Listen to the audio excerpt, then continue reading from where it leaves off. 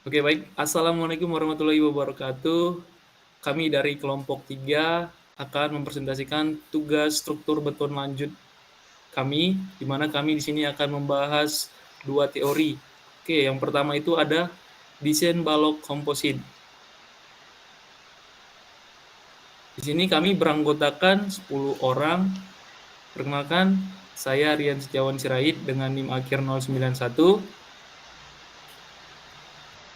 Perkenalkan, nama saya Sepia Meladi Syahri dengan NIM akhir 68. Perkenalkan, saya Daniel Febrian Sitanggang dengan NIM 1202100005. Perkenalkan, nama saya Nur Aziza Namira dengan NIM 1202125.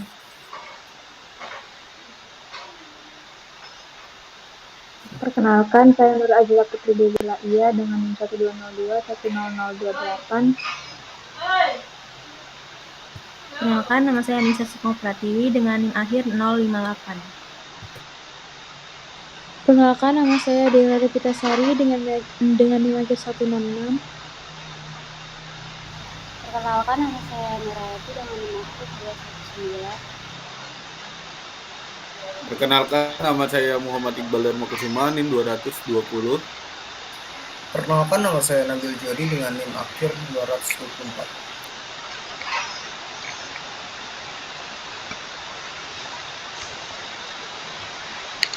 Selanjutnya yaitu sistem struktur komposit. Sistem struktur komposit terbentuk dengan adanya interaksi antara komponen-komponen struktur baja dan beton yang masing-masing karakteristik dasar materialnya menghasilkan sifat gabungan yang lebih baik. Umumnya, struktur komposit berupa kolom baja terbungkus beton atau balok baja terbungkus beton, kolom baja berisi beton atau tiang pancang, balok baja yang menahan stek beton.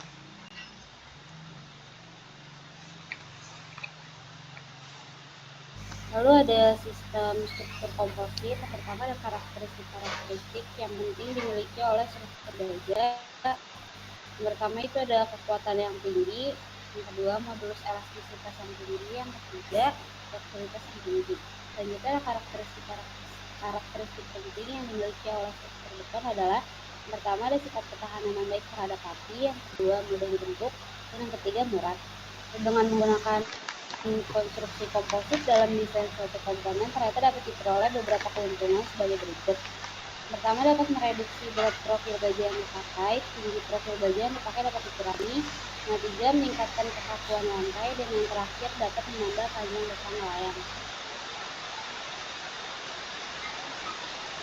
Selanjutnya yaitu tipe balok komposit. Tipe balok komposit yang pertama yaitu komposit penuh. Untuk balok komposit penuh, penghubung geser harus disediakan dalam jumlah yang memadai, sehingga balok mampu mencapai kuat lentur maksimumnya. Pada penentuan distribusi tegangan elastis, slip antara baja dan beton dianggap tidak terjadi. Yang kedua yaitu balok komposit parsial. Kekuatan balok dalam memikul lentur dibatasi oleh kekuatan penghubung geser. Perhitungan elastis untuk balok seperti ini pada penentuan defleksi atau tegangan akibat beban layang harus mempertimbangkan pengaruh adanya slip antara baja dan beton.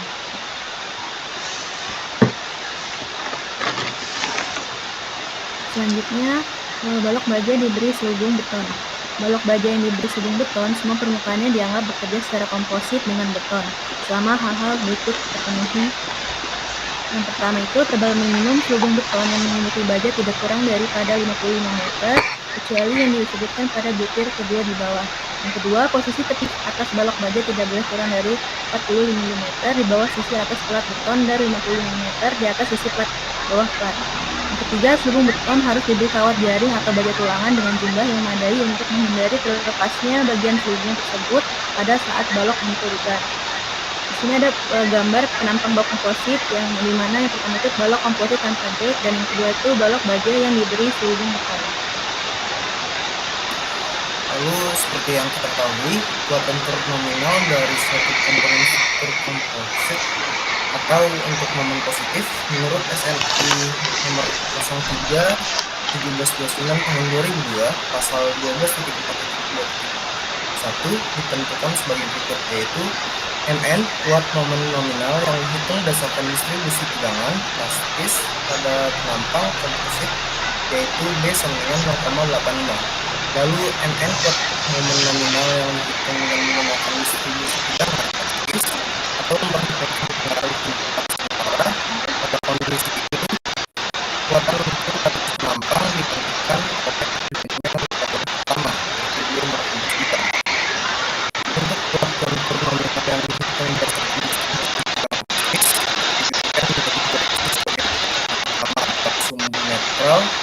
plastis jatuh pada saat plat beton mengacu pada jalur di bawah.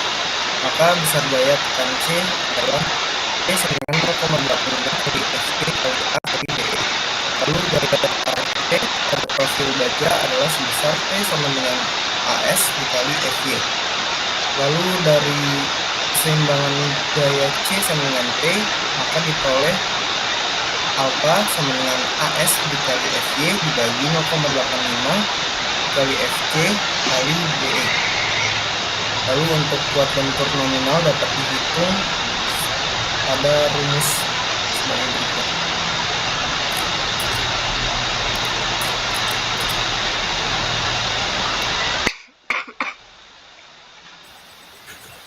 Sumbu netral plastis jatuh pada profil beton.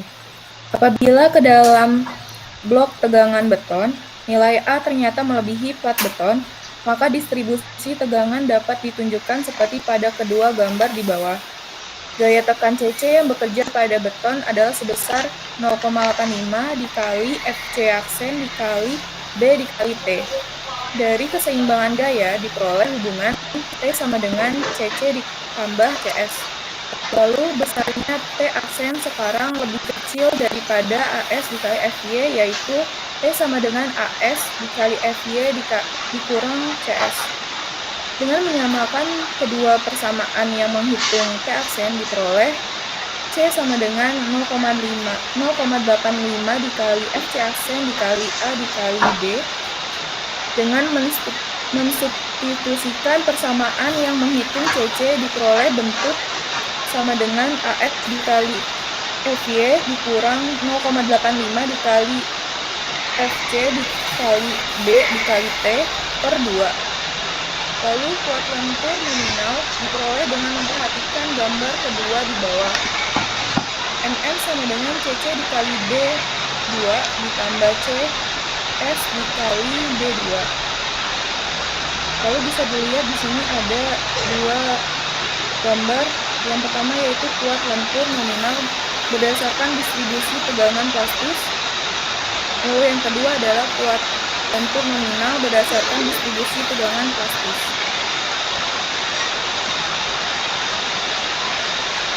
Kekuatan lentur balok baja yang berselubung beton. Kekuatan lentur balok baja yang berselubung beton dapat ditentukan berdasarkan superposisi tegangan-tegangan elastik pada baja dan beton yang memperhitungkan pengaruh adanya tumpuan sementara. Sebagai alternatif, kekuatan lentur balok baja yang berselubung beton dapat ditentukan berdasarkan distribusi tegangan plastik pada penampang baja saja. Kekuatan struktur selama pelaksanaan. Untuk struktur perancang, penampang baja harus memiliki kekuatan yang cukup untuk semua pembebanan yang ada selama pelaksanaan, yaitu selama FC kurang dari 75% FC aksen. Kekuatan geser rencana. Kekuatan geser rencana balok komposit ditentukan berdasarkan kekuatan geser badan penampang saja. Contoh rumus pada tertera. Cara-cara penghubung geser. Pertama, selimut beton lateral lebih besar daripada 25 mm, kecuali yang dipasang pada dek baja. Yang kedua, diameter lebih kecil daripada 2,5 TF. Yang ketiga, spasi longitudinal start lebih besar 4D. Yang keempat, spasi lateral start lebih besar dari 4D. Yang kelima, panjang start lebih besar daripada 4D. Terakhir, spasi longitudinal penghubung geser lebih kecil dari 8 TF. Selanjutnya, gaya geser horizontal total atau VH.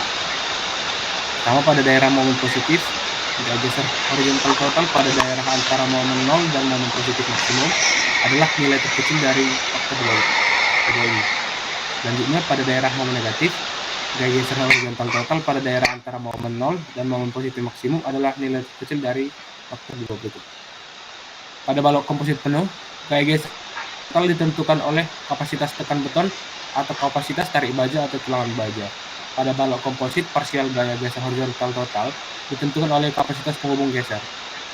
Yang selanjutnya, balok komposit parsial. Pada balok komposit parsial, kekuatan balok dan menahan lentur dibatasi oleh kekuatan penghubung geser. Balok komposit parsial ini biasanya diaplikasikan pada struktur kerjasama antara penampang baja dan plat beton. Kondisi ini dapat terjadi pada kasus-kasus sebagai berikut. Yang pertama, lantai beton tidak dapat ditumpu pada pengecoran, sehingga dimensi balok baja lebih ditentukan oleh kondisi pembubaran selama pengecoran lantai. Yang kedua, kondisi di mana dimensi balok lebih ditentukan oleh persyaratan defleksi.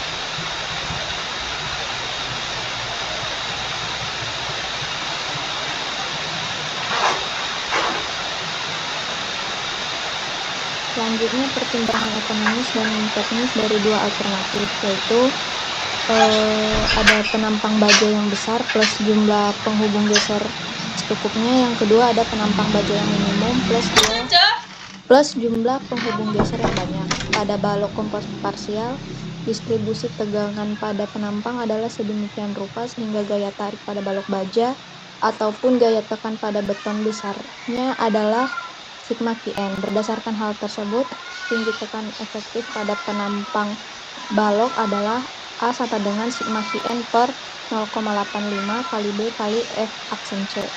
Momen inersia balok komposit parsial yang diperlukan untuk perhitungan defleksi dapat ditentukan dengan rumus IF sama dengan IS tambah IR kurang IS dikali akar dari sigma Qn per CF, di mana rasionya itu sigma Qn per CF lebih dari 0,25.